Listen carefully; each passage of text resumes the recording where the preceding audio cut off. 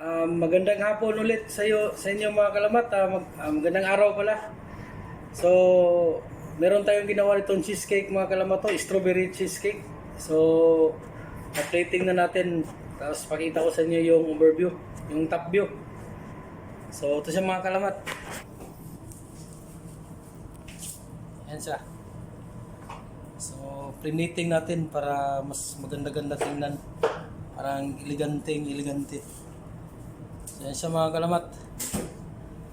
So, in-update ko lang kayo no sa ating ginawa ngayong araw na to. So, please subscribe, like, and share mga kalamat para lagi kayong updated sa mga mini videos natin. So, yun lang. Maraming salamat. God bless and see you next time.